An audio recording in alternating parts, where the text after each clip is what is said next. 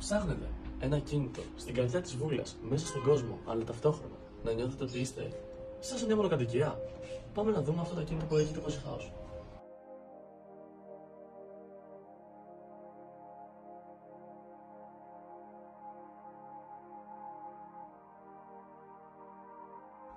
Στο πρώτο επίπεδο της μεζονέτας μας έχουμε τη στενοτραπεζαρία μας με το τζάκι μας.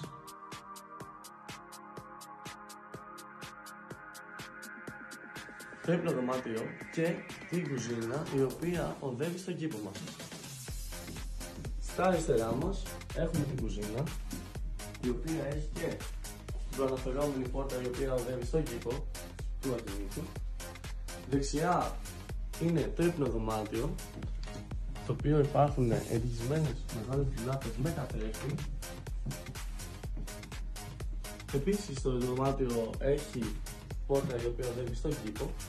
Στον κάτω όροφο έχουμε το εξής καλό, το ότι υπάρχει πάλι αυτονομία, όπως και στον πάνω όροφο, που μπορούν να χωριστούν σε δύο διαμερίσματα σε αυτή τη μεζονέτα, καθώς έχουμε πάλι ένα μικρό, ακόμα δύο δωμάτια,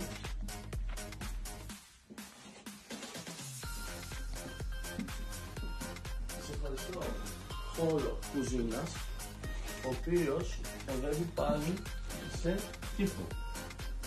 Πάμε να δούμε στον κήπο μας.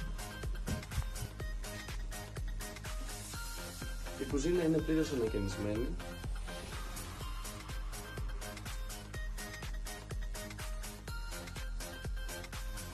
Ελάτε να δείτε.